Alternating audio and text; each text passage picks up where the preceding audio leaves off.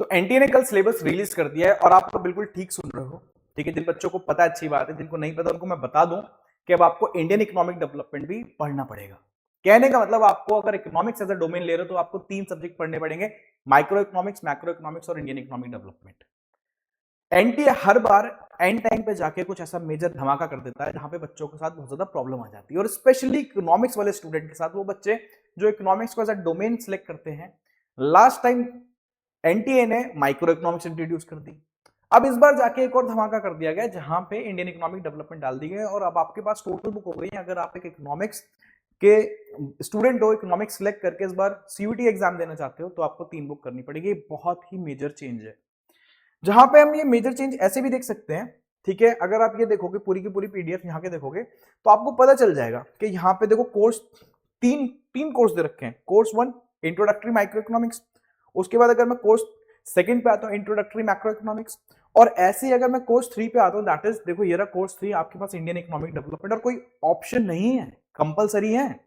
कहीं आपको लग रहा है कोई ऑप्शन है, ऐसा कोई भी ऑप्शन नहीं है, तीनों के तीनों हमारे सामने कंपलसरी है। अब ये इतनी बड़ी प्रॉब्लम की बात क्यों है? प्रॉब्लम की बात इस वजह से है क्योंकि बच्चे को ये सारी की सारी चीजें पता चलती है एंड मोमेंट पे। एक स्टूडेंट जिसने पिछले साल सीयूटी का एग्जाम दिया था, कब? जब आपने लास्ट मोमेंट पे चेंज कर दिया था, माइक्रो इकोनॉमिक्स इंट्रोड्यूस कर दिया था, उसका नहीं क्लियर हुआ। उसने सोचा इस बार पूरे साल मैं ड्रॉप लेता हूं, अच्छे से तैयारी करूंगा और एक अच्छा कॉलेज सिक्योर करूंगा। फिर आप उससे क्या बोल रहे हो? जो वो माइक्रो मैक्रो पूरे साल पढ़ के आ रहा है, लास्ट मोमेंट पे आप उससे बोल रहे हो कि अब इंडियन इकोनॉमिक डेवलपमेंट भी एक एडिशनल बुक पढ़नी पड़ेगी। ये क्या है? उस बच्चे का क्या होगा जो पूरे साल, जिसने एक साल ड्रॉप लिया है, उसने एक साल ड्रॉप इसी वजह से लिया कि माइक्रो मैक्रो अच्छे से पढ़ लेगा। अब आप बोल रहे हो उसे इंडियन इकोनॉमिक डेवलपमेंट भी पढ़े, तो ये लेवल प्लेइंग फील्ड तो नहीं है। बहुत सारे ऐसे आईएससी बोर्ड के स्टूडेंट्स हैं जो इंडियन इकोनॉमिक डेवलपमेंट नहीं पढ़ते 12th के अंदर, स्टेट बोर्ड्स के बच्चे हैं जो नहीं पढ़ते 12th के अंदर इंडियन इकोनॉमिक डेवलपमेंट। अब उनको भी क्या करना पड़ेगा? इंडियन इकोनॉमिक डेवलपमेंट पढ़नी पड़ेगी।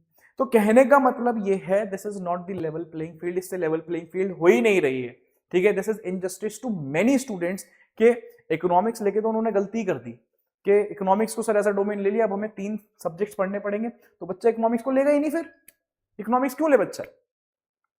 और इकोनॉमिक्स ऐसा सब्जेक्ट है जो कॉमर्स, ठीक है, ह्यूमैनिटीज, जनरली कॉमर्स और ह्यूमैनिटीज के स्टूडेंट्स लेते हैं उसको। एक स्ट्रीमली मल्टीपल स्ट्रीम्स के बच्चे इकोनॉमिक्स को सिलेक्ट करते हैं, तो काफी ज्यादा चंक है इकोनॉमिक्स के अंदर, तो उनके लिए बहुत ही प्रॉब्लम की बात हो चुकी है। अब अगर बात करें तो मैंने आपको बता दिया तीनों के तीनों हैं। ठीक है, अब जो बात है, जो फैक्ट है, मैं तुम लोगों को बता रहा हूं, तुम लोगों को तीनों पढ़नी पड़ेंगी। उसके बाद बात करते हैं, ठीक है, कि एक्चुअली मैं जब सीयूटी 2025 की मैं बात कर रहा हूं, तो आपको पता है अभी तक बच्चा माइक्रो और मैक्रो कर रहा था। ठीक है, और अगर इसी बात को मैं रेप्लीकेट करूं तो सीबीएसई के अंदर बच्चा जरा 12th के अंदर आईडी और मैक्रो पढ़ता है, तो सीबीएसई वालों को माइक्रो एडिशनल पढ़नी पड़ती है।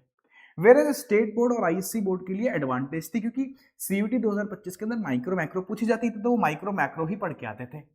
बट अब आप बोल रहे हो 26 में जाके कि आपको माइक्रो मैक्रो तो पढ़नी है, plus IED Indian economic development भी पढ़नी है।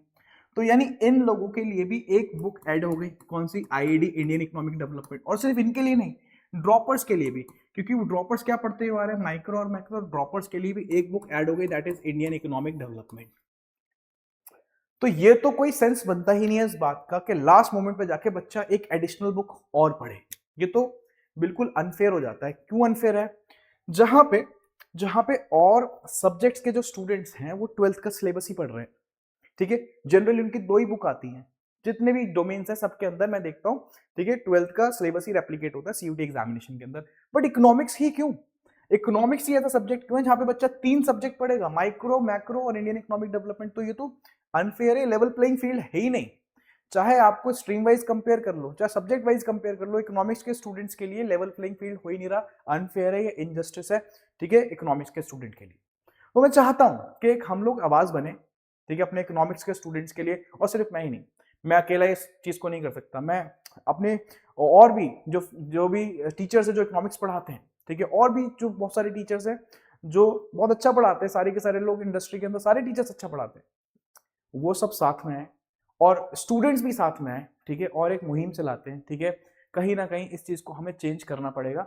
अदरवाइज जैसे लास्ट मोमेंट पे चेंज हुआ था पिछले साल माइक्रो डाल के, इस साल इंडियन इकोनॉमिक डेवलपमेंट, हर साल कुछ ना कुछ होना ही है। एक सब्जेक्ट रह गया स्टैटिस्टिक्स, वो भी डाल दो, बच्चा पूरी 11th पूरी 12th दोनों मिक्स करके करके आएगा इकोनॉमिक्स के अंदर, एक ही सब्जेक्ट तो रह गया स्टैटिस्टिक्स। उसके बाद अगर हम बात करें, अब इस प्रॉब्लम की थोड़ी सी जड़ देखनी पड़ेगी। इस प्रॉब्लम, ये प्रॉब्लम ओरिजिनेट कहां से हुई? देखो, इस प्रॉब्लम का जो ओरिजिन है थोड़ा सा पीछे जाना पड़ेगा, मैं बहुत क्विकली इसको समझाऊंगा इस बात को, क्योंकि बहुत इंपॉर्टेंट है ये। देखो, अगर मैं बात करूं ना, तो सीबीएसई ने 2019 के अंदर क्या करा, सबसे बड़ा मेजर चेंज करा। पहले बच्चा सीबीएसई के अंदर भी माइक्रो और मैक्रो 12th क्लास के अंदर पढ़ता था, ठीक है।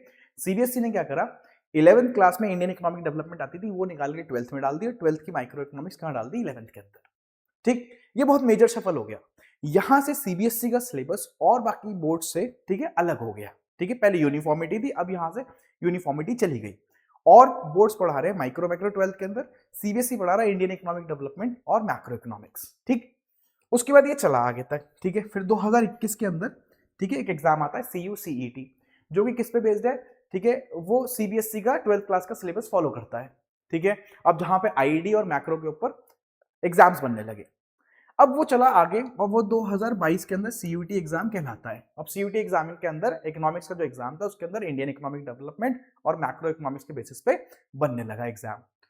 वो चला आपका कहां तक? वो चला आपका बेटा 2024, और 2024-25 वाले इवेंट के अंदर, ठीक है, एनटीए ने एक और मेजर चेंज करा। क्या? सीयूटी के अंदर इंडियन इकोनॉमिक डेवलपमेंट को हटा दिया और माइक्रो डाल दिया।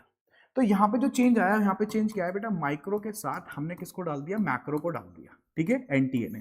क्यों डाला?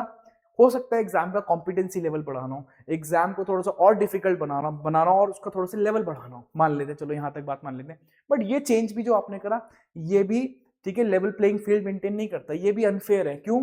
क्योंकि सीबीएसई का बच्चा 12th क्लास के अंदर इंडियन इकोनॉमिक डेवलपमेंट पढ़ता है, तो ये एडवांटेजेस हो जाता है स्टेट बोर्ड के लिए और आईएससी बोर्ड के लिए, वो 12th क्लास के अंदर माइक्रो मैक्रो पढ़ के रहे हैं, ठीक है। अब यहाँ पे फिर परेशानी डेवलप हो गई। तो आपने क्या सोचा कि 2025 और 26 में जाके आप क्या करेंगे? तीनों बुक डाल देंगे, इंडियन इकोनॉमिक डेवलपमेंट, माइक्रो और मैक्रो, ठीक है। तो इससे लेवल प्लेइंग फील्ड हो जाएगी? बिल्कुल भी नहीं होने वाली। ये बच्चों का बर्डन बढ़ा रहा है, और बच्चे बहुत ज्यादा परेशान हो रहे हैं, बच्चे इसको देख के बहुत ज्यादा डिमोटिवेटेड है, ठीक है।